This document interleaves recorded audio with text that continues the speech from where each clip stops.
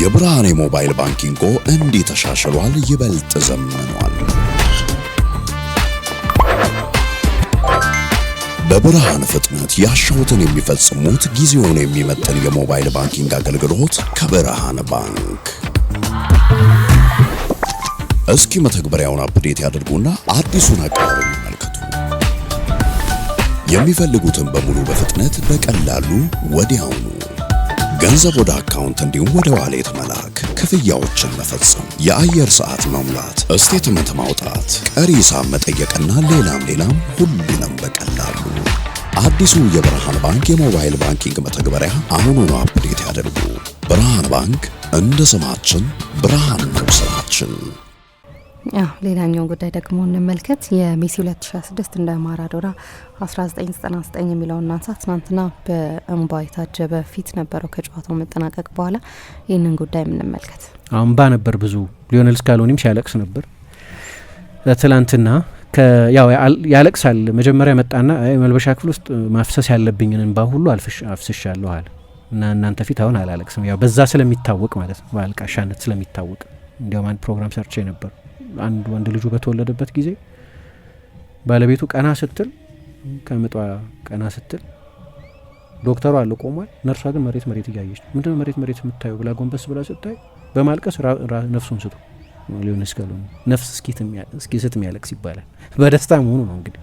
አልቃሻ ነው በጣም እና በኋላ ግን አይተሹ እንደሆነ ፊት ለፊት ሲያለቅስ ደግሞ አየ ነው። ኢሞሽናል ነው በጣም በጥሩም ጊዜ በመጥፎም ጊዜ ቴንደር የሆነ ሰው ይመስለኛል። ስሜቱን የሚገልጽ አይነት ሰው ነው እና እንዳነሳሽ ደግሞ ሜሲ ማልቅሷል። ሜሲ ደግሞ ልክ ሜዳሊያውን ከተቀበለ በኋላ የአርጀንቲና ደጋፊዎች በሙሉ የእሱ ፎቶግራፍ ያለበትን ስዕል ምን ሲያስብ ኢሞሽን የወሰደው ይመስላል። የመጨረሻው ጨዋታው ሊሆን ይችላል በአርጀንቲና ብሔራዊ ቡድን። ምንም ይፋ አላደረገም፣ ግን መጥፎ ምሽት ነበር በጣም። 0 ሙከራ ነበር ያደረጉት በ90 ደቂቃ ውስጥ እንዳነሳ ነው። በጠቅላላ 2 ሙከራ ብቻ ነው ያደረጉት። 20-2 ነበር የሙከራው መጠን። 12-0 ነው ኢላማውን የጠበቀ የሙከራ መጠን። አሰልጣኙ መገመት እንደምትሲዩ በቃ ረክቻለሁ በተጫዋቾቼ በዚህኛው የዓለም ዋንጫ ባሳየ ነው ነገር በጠቅላላው። አሁን እዚህ ወጥቼ ተጫዋቾቹን ባብጠለጥል ራሴን ይቅራለሁ ማለት ነው። የተጫዋቾቹን መተቸት አልፈልግም ማለት። የማልቀስን ጉዳይ ካነሳሁ ግን ሜሲ ትላንት እንዳለቀሰው ሁሉ ማራዶና ደግሞ 1990 ላይ አልቅሶ ነበር። በጣም የሚመሳሰል ነገር አለ በሁለቱ ቡድኖች መካከል። ወደ እዚህኛው የዓለም ዋንጫ ሲመጣ አርጀንቲና ያለፈውን የዓለም ዋንጫ ወስዶ የዓለም ዋንጫን ዲፌንድ ለማድረግ ነው የመጣው። ወደ 90 የዓለም ዋንጫ ወደ ጣሊያን የዓለም ዋንጫ ሲመጡ ደግሞ ያው ሜሲ አሁን በአሜሪካ ነው የሚጫወተው። በአብዛኛው በአሜሪካ ነው የዓለም ዋንጫ የተደረገው። 70 ምናምን ጨዋታ በአሜሪካ ነው የተደረገው። ሌሎቹ አጋዥ ደጋሾች ናቸው። ዋናው ሜን ኢቨንቱ በአሜሪካ ነው የነበረው። ከኖካውት ጨዋታዎች በሙሉ በኋላ ደግሞ በሙሉ አሜሪካ ውስጥ ነው መደረግ የጀመረው። ከ16ቱ ጀምሮ በሌላ ሀገር አልተደረገም።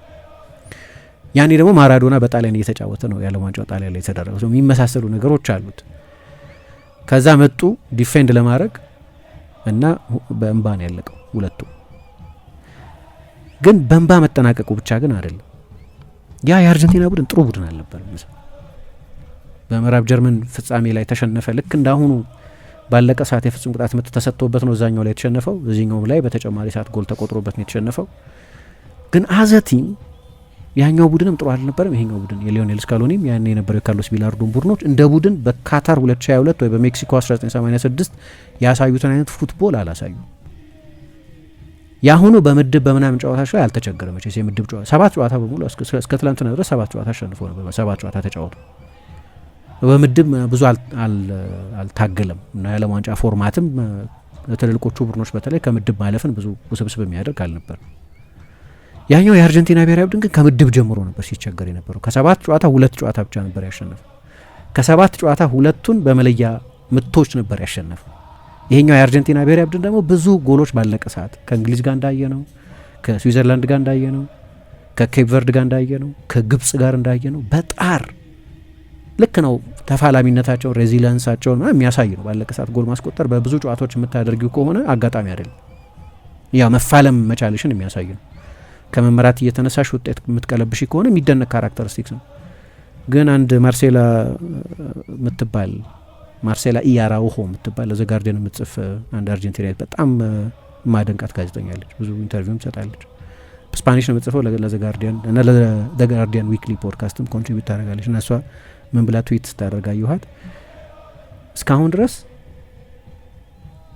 ከእግር ኳስ ይልቅ ልብ ነው የነበረው የአርጀንቲና ቡድን አለች። በልቡ የሚፋለም ነው የነበረው። አሁን ልቡም አልነበረም አለች። ያ ፉትቦል አልነበረውም የአርጀንቲና ብሔራዊ ቡድን። በቃ አንድ ዲፈረንሻል ልዩ ተጫዋች ነበራቸው። በሱ ትከሻ ላይ ተንጠልጥለው ደርሰዋል። ግን ያኔም 90 ላይ እንደዛ ነው የነበረው። ፉትቦሉ ጥሩ አልነበረም፣ እንደ 86ቱ አልነበረም የካርሎስ ቢላርዶ ቡድን። ዶክሜንተሪ የሚያሰራ ይመስላል። ያን ጊዜ በጣም በኤክስትሪም ሁኔታ እያለፈ ያለ ሲጀመር በካሜሮን ተሸንፎ ጀመረ 1-0 የዓለም ዋንጫ አሸናፊ ሆኖ የመጣ ቡድን ለዓለም ዋንጫ እንግዳ በነበረ በካሜሮን ተሸንፎ ጀመረ እና ብዙ አርጀንቲናውያን ይሄ ሱፐርስቲሽን የሚባል ነገር አላቸው እና አንድ ካምፓኒ ያለ ለኮክ ስፖርቲፍ የሚባል እሱ ነበር መጀመሪያ ዲዛይን ያደረገው ከአዲዳስ ጋር ሆኖ የሚሰራ እና እኔ ቁምጣው ላይ ያለውን ይሄ 3 ቸንተረር አዲዳስ ዲዛይን አልፈልግም፣ እሱን ስለለበሰ ነው የተሸነፈው አሉ ሰውዬው። ይቅር ተብሎ ማለት በሚቀጥለው ጨዋታ ሳይናገሩ ለአዲዳስ መቀየር አትችልም። አዲዳስ ብዙ ገንዘብ ከፍሎ ነው የአርጀንቲናን ትጥቅ የሚያቀርበው እና በዛም ቪዚቢሊቲ ለማግኘት ነው አይደል የሚያደርገው። እና 3ቱ ስትራይፕ ደግሞ ፌመስ ነው የአዲዳስ ዋና እንትን እሱ ነው። የሚቀጥለው ጨዋታ ላይ ጨዋታ ሲደረግ ያለ አዲዳስ ተበሳጨ በጣም። በኋላ እሺ ቢያንስ ጥቁር እንዳይሆንብን ምናምን አሉና እንደዚህ አይነት ኮምፕሮማይዝ ላይ ደረሱ። እንደዚህ አይነት ውሳኔ እንዲወስኑ አድርጓቸው ነበር፣ ብላክ ስትሪፕ እንዳይኖረው ምናምን ብለው እንደምንም ብቻ እያሉ። ለምሳሌ ብራዚል ጨዋታ ማይረሳ አንድ ነገር አለው ራሱ የሚያጽፍ እኮ ነው። አንድ ሮሂፕኖል ነው የሚባል አንድ ሰብስታንስ አለ። ምን ያደርግሻል? ዲዚ ያደርጋል፣ ያደነዝዝሻል። ከዛ በሱ የተሞላ የውሃ ከብራዚል ጋር ሲጫወቱ ማለት ነው የአርጀንቲና ብሔራዊ አንደኛው ስታፍ 2 ባኬት አስቀመጠ እዛ ጋር የብራዚል ተጫዋች አንስተው እንዲጠጡት ማለት ነው። እና ከጠጣሽ በኋላ ዲዚ ትሆኛለሽ፣ ትፈዣለሽ። ከዛ አንድ ብራንኮ የሚባል ተጫዋች ከአመታት በኋላ ሲናገር እየጠጣሁ አለ ያቅለሸልሸኝ ነበር፣ ወደ ላይ ላይ ነበር፣ ዲዚ ነበር ኳል። በዛ ሼናኒገን ምንም ብቻ ብለው ብራዚልን አሸነፉ። ከዛ እንግዲህ በአስደናቂ ሁኔታ ማራዶና ነበር ለክላውዲዮ ካኒጂያ የሰጠው ድንቅ ጎል ነበር። ካኒጂያን ባይዘው ፋይናል ላይ አታውታልና አሁን ልክ ዲማሪያ እንደዛ ይመስለኛል ያጎደላቸው አይነት ተጫዋች፣ የትልልቅ ሞመንቶች ተጫዋች፣ የፋይናሎች ተጫዋች፣ የትላንት ነው አይነት ጨዋታ ተጫዋች። 38 ዓመት ሆኖ ናቹራል ነው በቃ እግር ኳስ ህይወቱ አብቅቷል። ከዛ ቀጥሎ ከዩጎስላቪያ ጋር ተጫወቱ 120 ደቂቃ አመጣው በኋላ በድራማዊ በሆነ የመለያ ፍጹም ቅጣት ምት ማራዶና ይሳተበት ማለት ነው። ማራዶና ፍጹም ቅጣት ምት ይስታል ይባላል አንተ ተጫዋች ይስት። ከዛ በኋላ ነው እንደዛ መባል የጀመረው። ግን ጎይኮቼ የሚባል ግብ ጠባቂ ነበራቸው፣ 2 ሙከራ አዳነ፣ 2 የፍጹም ቅጣት ምቶች አዳነ። በግማሽ ፍጻሜውም እንደዚሁ ከጣሊያን ጋር ተጫወቱ። ከጣሊያን ጋር የተሻለ ተጫወቱ፣ ልክ ባለፈው አርጀንቲና ከእንግሊዝ ጋር ጥሩ እንደተጫወተው ማለት ነው። ምን 1-1 አለቀ። በድጋሚ ካኒጂያ ነበር ጎል ያስቆጠረው። ያው ፋይናሉን በቅጣት ምክንያት ሳይሰለፍ ቀረ። መጨረሻ ላይም ጎይኮቼ በድጋሚ 2 የፍጹም ቅጣት ምቶች አዳነና ፋይናል አደረሳቸው። መጨረሻ ላይ ነው በምዕራብ ጀርመን የተሸነፉት። ያው የጣሊያን ጨዋታ ላይ የአርጀንቲና ብሔራዊ መዝሙር ሲዘመር የጣሊያን ደጋፊዎች በጣም ሲጮሁ ስለነበር ዶክሜንታሪውን ብታዩ ማራዶና ሲሳደብ የጣሊያን ደጋፊዎች ሲሳደብ ይታያል። በኋላ እንግዲህ የአርጀንቲናን ቡድን ልክ እንደዚህ ከዛኛው ከ90 ቡድን ጋር አዘ ቲም ጥሩ ቲም አይደለም። በብዙዎቹ ጨዋታዎች ማየት ይቻላል።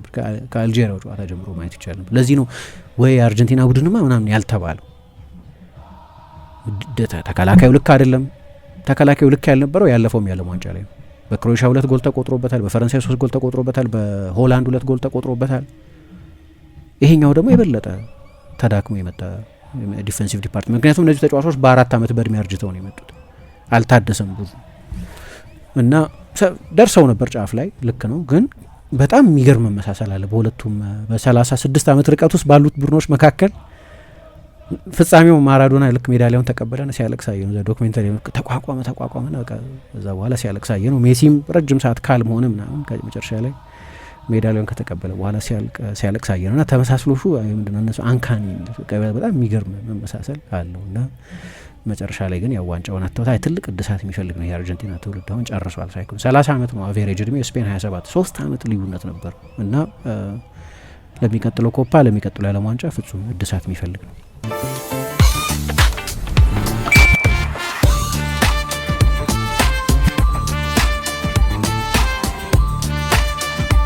የብርሃኔ ሞባይል ባንኪንጎ እንዲህ ተሻሽሏል፣ ይበልጥ ዘምኗል። በብርሃን ፍጥነት ያሻውትን የሚፈጽሙት ጊዜውን የሚመጥን የሞባይል ባንኪንግ አገልግሎት ከብርሃን ባንክ። እስኪ መተግበሪያውን አፕዴት ያድርጉና አዲሱን አቀራረብ ይመልከቱ። የሚፈልጉትን በሙሉ በፍጥነት በቀላሉ ወዲያውኑ ገንዘብ ወደ አካውንት እንዲሁም ወደ ዋሌት መላክ፣ ክፍያዎችን መፈጸም፣ የአየር ሰዓት መሙላት፣ ስቴትመንት ማውጣት፣ ቀሪ ሂሳብ መጠየቅና ሌላም ሁሉንም በቀላሉ። አዲሱ የብርሃን ባንክ የሞባይል ባንኪንግ መተግበሪያ አሁኑኑ አፕዴት ያድርጉ። ብርሃን ባንክ እንደ ስማችን ብርሃን ነው ስራችን።